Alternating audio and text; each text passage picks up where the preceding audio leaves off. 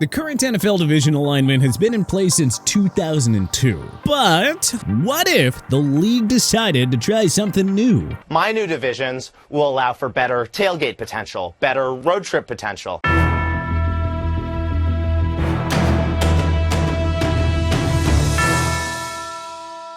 Bear with us as we propose a weird, wacky, and wild realignment for all 8 NFL divisions, along with which conferences we would assign them to.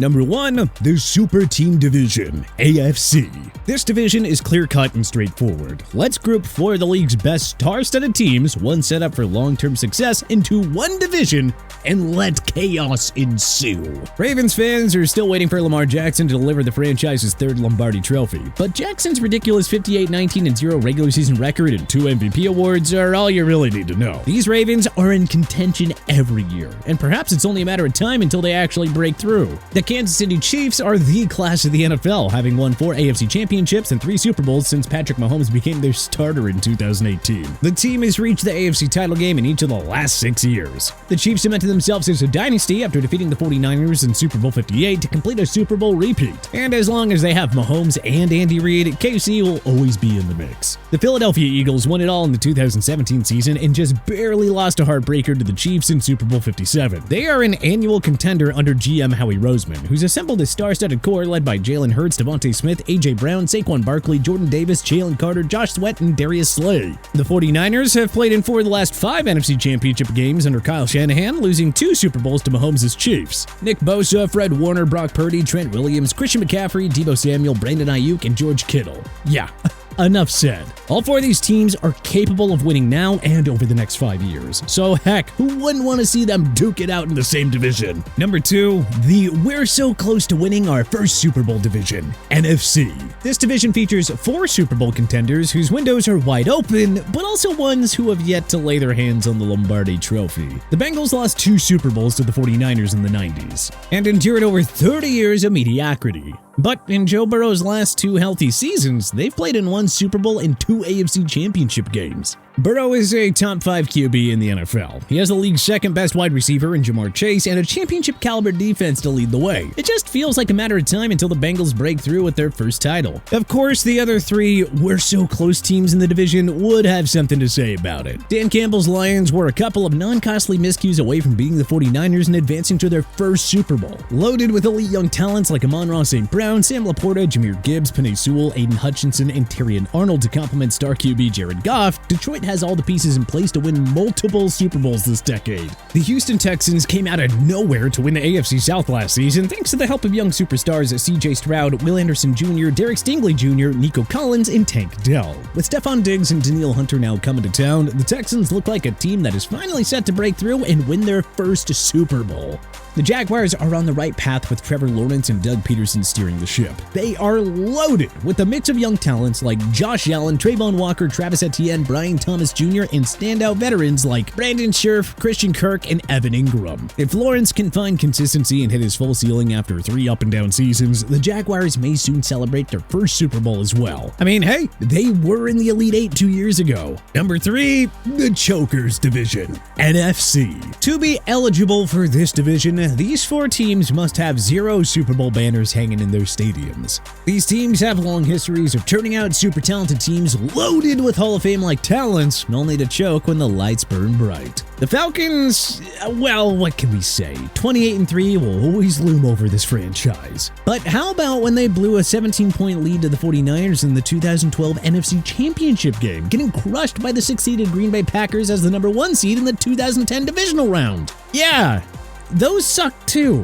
Unless Atlanta breaks through with its Super Bowl championship, this franchise will always carry the Chokers label. Ditto for the Bills. 4 straight Super Bowl losses in the 90s, the Music City Miracle game, and since Josh Allen's rise to stardom, the 13-second game, Wide Right Part 2, and yeah. This generation of Bills fans has gone through similar heartbreak to those who watched the 90s squad choke when it mattered most every single year. A Chokers division is not complete without the Chargers. Just Google Google classic Chargers and you'll find the amazing history of them blowing leads. The Marlon McCree fumble, the loss to Mark Sanchez's New York Jets in the 09 wildcard round, the blown 27-point lead to the Jaguars in the 2022 wildcard round. Woof, we're just getting her talking about this. And then you have the Vikings. Oh, where to start? Losing 4 Super Bowls with the legendary Bud Grant as head coach, Gary Anderson's missing the 98 NFC title game, Brett Favre's interception in the 09 NFC Championship, Blair Walsh is missing the 2015 playoffs. Yeah, this is why we need a chokers division. Who could outchoke the other chokers? Something would have to give every time that these 4 teams play. Number 4, the Living on Past Glory division, AFC. The 4 teams in this list don't have much to celebrate these days, but they sure love to talk about the past as if it was yesterday. The Cowboys may have 5 Super Bowls to brag about, but their last one was almost 30 years ago. Talk to a diehard Dallas fan, however, and they'll talk as if the dynasty is still going while conveniently ignoring that it was 3 decades ago. Good thing the Broncos won 2 Super Bowls with John Elway and another with Peyton Manning. 3 Super Bowls is no joke. But that team has been mired in mediocrity for most of the 21st century, having failed to qualify for the postseason since they won Super Bowl 50 in 2015. The Patriots? Well, congrats on being the team of the century with 6 Super Bowls over an 18-year span. But with Tom Brady and Bill Belichick gone, all Patriots fans can do now is pull up the old vault and relive the past, because this team faces a long road to returning to relevance. Dan Snyder destroyed this once proud franchise during his horrible and controversy-filled 24-year run as Washington owner that mercilessly ended in 2023. On the bright side, however, this historic organization won 3 Super Bowls with the legendary Joe Gibbs. Sucking for 30 whole years, though, well, sucks. But as they say, flags fly forever, and the long-suffering Commanders fans will always have those 3 Super Bowl flags to celebrate. Number 5, the mushy middle division, AFC. This division is for teams that are good enough to contend for a playoff spot, but not good enough to compete for a Super Bowl. They're also not bad enough to continuously tank for franchise-changing draft picks. So that means they're always stuck in that 7 to 10 win range. The Colts have won 7+ games 7 times since 2015, but they have just 1 playoff win to show for it. The Raiders are almost identical to the Colts, 6 seasons of 7 or more wins since 2015, 2 playoff appearances, but 0 postseason victories.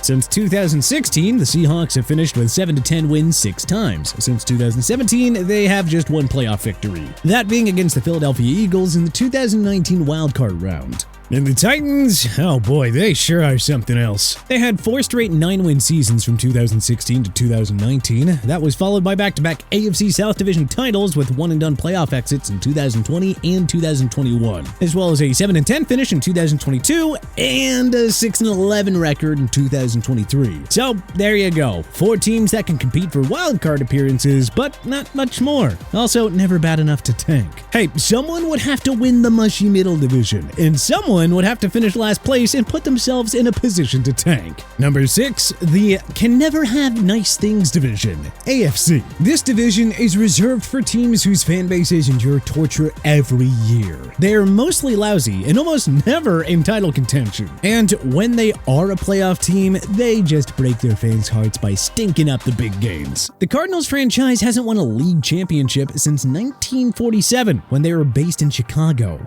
That is the longest active title drought among all North American sports teams. Arizona has also played in just 1 Super Bowl, which they lost to the Pittsburgh Steelers in the 2008 season. Since 2010, they've made the postseason twice and have 1 playoff win, way back when against the Packers in the 2015 divisional round. The Panthers played in 2 Super Bowls and lost both. Since 2018, they have been tied for football's worst record with the Jets at 31-68-0. Under owner David Tepper, the team keeps recycling through new coaches, GMs, and quarterbacks. We really feel for you, Carolina fans. And the Browns are, well, the Browns is the Browns. They've never played in a Super Bowl and have just 1 playoff victory since 1995. They sucked for most of the 21st century before finding a little more stability over Myles Garrett, Kevin Stefanski, and Andrew Berry.